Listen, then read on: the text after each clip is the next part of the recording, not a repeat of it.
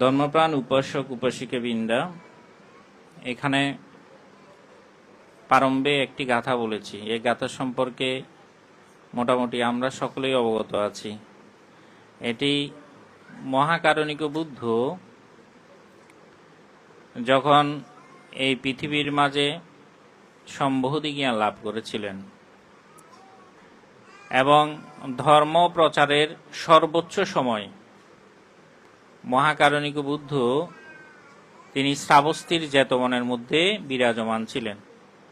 যেমন করে আমাদের ভিক্ষু জীবনের মধ্যে আমরা দেখি আমাদের ভান্তেরা এক এক সময় এক একটি জায়গার মধ্যে কোনো কারণবশত অবস্থান করে, ঠিক তদ্রূপ আমাদের মহাকারণিক বুদ্ধ তিনি দীর্ঘ সময়, ধরা যায় 2 যুগ, যে স্থানের মধ্যে অবস্থান করেছিলেন সেটি হচ্ছে যে শ্রাবস্তীর জেতবন। এই শ্রাবস্তীর জেতবনে অবস্থানকালীন সময়ে মহাকারণিক বুদ্ধ তিনি মহামঙ্গল সূত্রের মধ্যে এই গাথাটি দেশনা করেছিলেন। কেন করেছিলেন? করার যে কারণটা সেগুলো হচ্ছে যে মহাকারণিক বুদ্ধ তিনি যতক্ষণ পর্যন্ত ধর্ম প্রচার করেননি ততক্ষণ পর্যন্ত এই পৃথিবীর মাঝে অসংখ্য পুদ্গল কি? পুদ্গল হচ্ছে যে আমরা ধরে নিতে পারি মানুষ। অসংখ্য পুদ্গল তারা জ্ঞানের দিক থেকে অন্ধ ছিল। জ্ঞানের দিক থেকে অন্ধ বলতে এটা বোঝানো হচ্ছে কোন কাজটি করলে কুশল হয় আর কোন কাজটি করলে অকুশল হয় এটা তারা কিন্তু জানতো না। কোন কাজটি করলে মঙ্গল হয়, কোন কাজটি করলে অমঙ্গল হয়, এই বিষয় সম্পর্কে জানতো না। তো বুদ্ধের পরিভাষায় অথবা বুদ্ধের ভাষ্যমতে এদেরকে অন্ধ পিতক পুদ্গল বলা হয়। এই অন্ধ ব্যক্তিগণ অর্থাৎ যারা জ্ঞানের দিক থেকে অন্ধ, এই অন্ধ ব্যক্তিগণ দেখা যায় অনেক সময় তারা বিভিন্ন ধরনের অকুশল কর্ম সম্পাদন করত। তো এখন কিসে মঙ্গল হয় কিসে অমঙ্গল হয় এই বিষয় সম্পর্কে আমরা দেখি এই গাথার একদম প্রারম্ভে, যেটাকে আমরা নিধান বলে থাকি, ইয়াং মঙ্গলাং দোহাদাসাই চিন্তায়ুংসু সাদেবকা, এভাবে করে প্রারম্ভে যেটা বলা হয়েছে সেখানে আমরা দেখি যে মনুষ্যগণের মধ্যে সেটা যে শুধু আলোচনা হচ্ছে তা কিন্তু না। আমরা যাদেরকে মনুষ্যগণ থেকে ঐশ্বরিক শক্তি সম্পন্ন যাদেরকে মনে করি সে দেবগণ। বৌদ্ধ দর্শনের 6টি দেবভূমি রয়েছে। অনেক প্রাজ্ঞ পণ্ডিত ব্যক্তিগণ আবার এই মনুষ্যভূমিকেও দেবভূমি বলে থাকেন। তবে সেই 6টি দেবভূমির মধ্যে যে সকল দেবগণ বিরাজমান রয়েছে তারাও এটাও জানতো না যে কিসে মঙ্গল হয় কিসে অমঙ্গল হয়। যখন তাদের কর্ণগোচর হয়েছিল কেমন করে যে মনুষ্যগণের মধ্যে তারা আলোচনা করছে কিসে মঙ্গল হয় কিসে অমঙ্গল হয়, যখন দেবগণ দেবসভা বসেছিল তারাও চিন্তা করতে লাগলো যে এই বিষয় সম্পর্কে তো আমরাও অবগত না। এভাবে কয় বছর তারা অতিক্রম করলো? 12 বছর। এবার তারা দেখলো যে পৃথিবীর মাঝে সর্বজ্ঞকে এমন কোন ব্যক্তি আছে যিনি সর্বজ্ঞ, যিনি এটা থেকে পরিত্রাণের উপায় বলতে পারবেন, অর্থাৎ এই যে কথাগুলো যেটার মাধ্যমে মঙ্গল হয় এই উপদেশগুলো কে দিতে পারবেন। তখনই তাদের দৃষ্টিগোচর হয়েছিল কি যে পৃথিবীর মাঝে বুদ্ধ বিরাজমান রয়েছে যিনি সর্বজ্ঞ। আমরা বুদ্ধকে সর্বজ্ঞ বলি না? এই সর্বজ্ঞ বলার কারণ কি? তিনি সকল বিষয়ে প্রাজ্ঞ, সকল বিষয়ে তিনি জানেন, সকল বিষয়ে তিনি পণ্ডিত। এই কারণেই তাকে কি বলা হয়? সর্বজ্ঞ বলা হয়।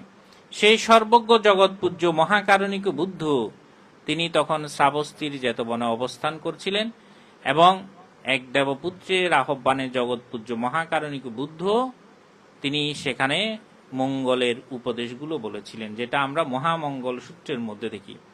এই মহামঙ্গল সূত্রের মধ্যেই দেখা যায় একদম প্রারম্ভে এখানে প্রথম আমি যেটি বলেছি আসেভানাস্বালানাং, অর্থাৎ বালানাং হচ্ছে বাল হচ্ছে যে মূরক্ষ, এটা পালি ভাষা। বাংলা ভাষায় আমরা বালকে কি বলি? মূরক্ষ বলে থাকি।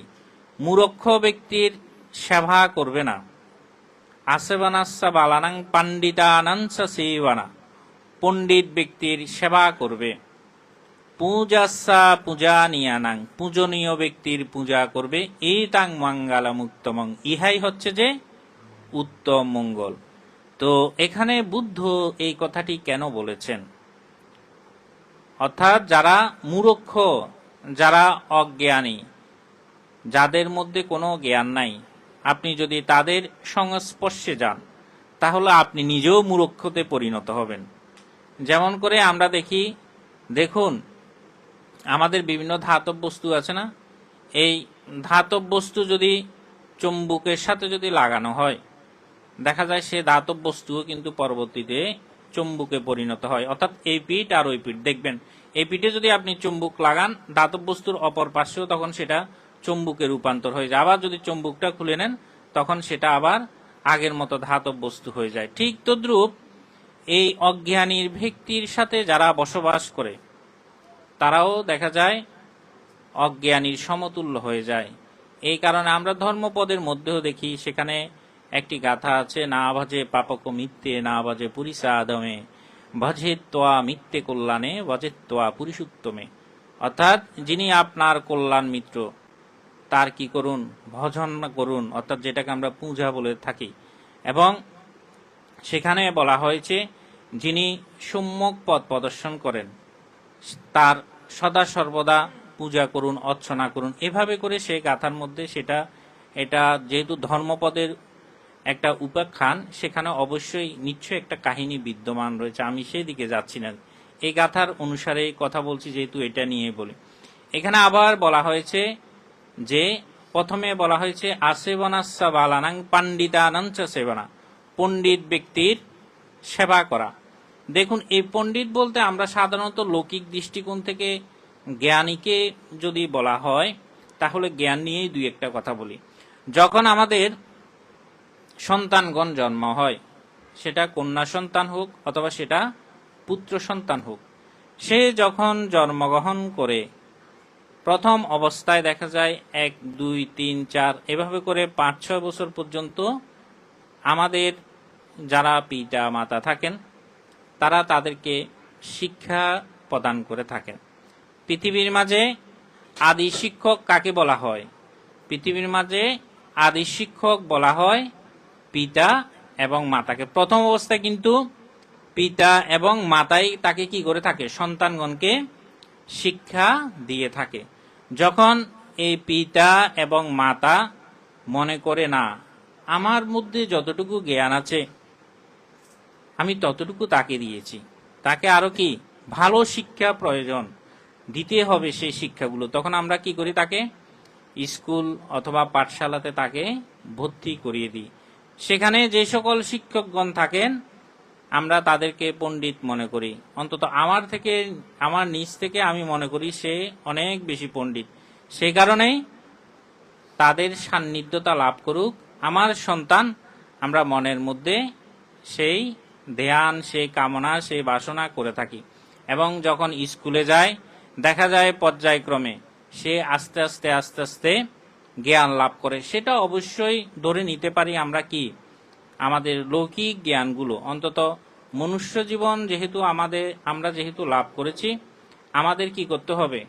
আমাদের জীবন পরিচালনা করতে হবে। সেই কারণেই এই জীবন পরিচালনার জন্য আমাদেরকে অবশ্যই লৌকিক শিক্ষারও প্রয়োজন আছে।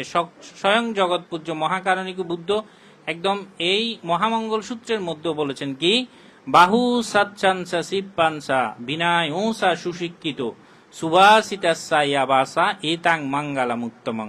বহু শিল্পগুণে পারদর্শী হতে হবে। এখানে বহু শিল্পগুণ বলুন আর বহু শিক্ষা বলুন, সেটা কেন বুদ্ধ বলেছেন?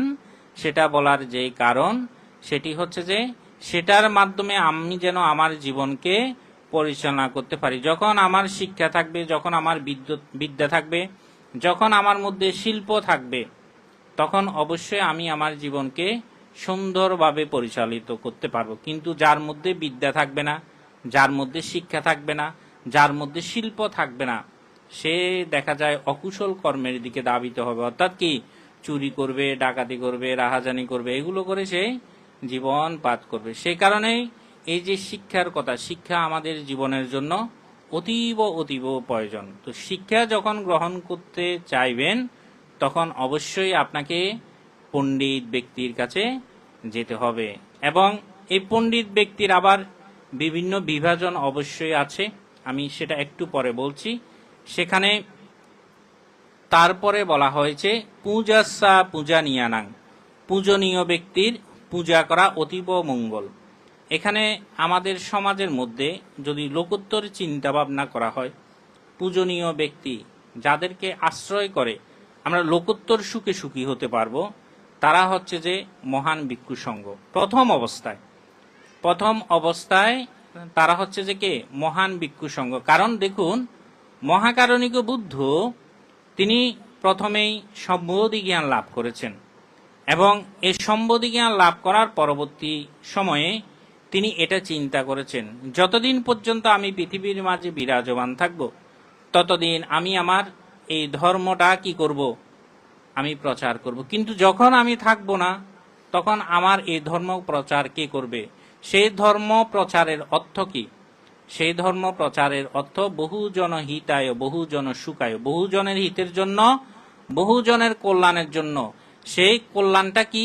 সেই কল্যাণটা হচ্ছে যে মার্গের পথ, অর্থাৎ মার্গের পথটা আমাদেরকে প্রদর্শন করতে হবে। বুদ্ধ এটা চিন্তা করেছেন, আমি যখন থাকবো না তখন এই পৃথিবীর মাঝে যে অসংখ্য পুদ্গলগণ রয়েছে তাদেরকে কে শিক্ষা দেবে, তাদেরকে কে মার্গের পথ প্রদর্শন করবে?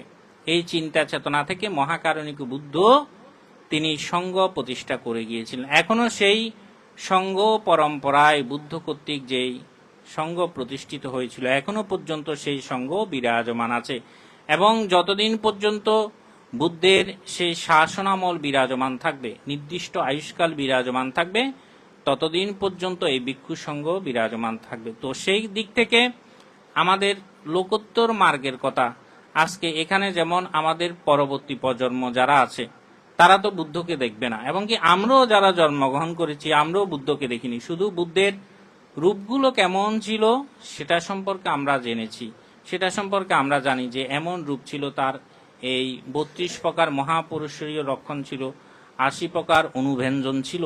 এই বিষয়গুলো সম্পর্কে আমরা শুধু বলতে পারি। তো সেই বলতে পারা থেকে যেটা বলতে চাই, এই যে মহান সংঘ, তারা হচ্ছে যে পূজার সর্বাগ্যে। তাদের নিকট যখন যাবেন, পূজা করতে যাবেন, তারা তখন সৎ উপদেশ আপনাকে দেবে, সৎ পরামর্শ আপনাকে দেবে।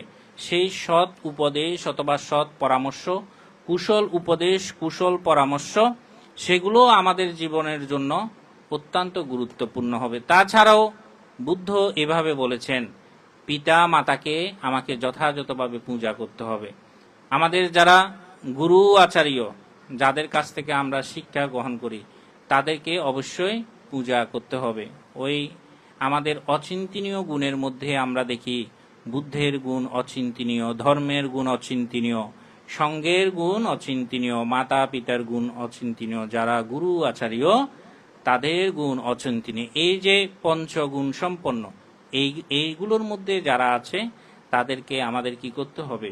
পূজা করতে হবে, অর্চনা করতে হবে। তো আজকে ঠিক তারই ধারাবাহিকতায়, এখানে সময় স্বল্প, আর কথা বাড়াচ্ছি না, আজকে তারই ধারাবাহিকতায় এই পরিবারস্থ যারা পরপারগত হয়েছেন, এখানে অনেকের নাম ভানতে বলেছেন, আমি পুনরাবৃত্তি করছি না। যারাই পরপারগত হয়েছেন তাদের সকলের পারলৌকিক সদ্গতি কামনা করছি। পরিবারস্থ যারা আছেন সকলের নিরোগ দীর্ঘায়ু জীবন কামনা করে পরম পূজ্য মহান ভিক্ষু সংঘকে আবারও গারবতায় শ্রদ্ধায় বন্দনা জ্ঞাপন করে আমার ধর্মদান এখানে সমাপ্তি করলাম। জগতের সকল প্রাণী সুখী হোক।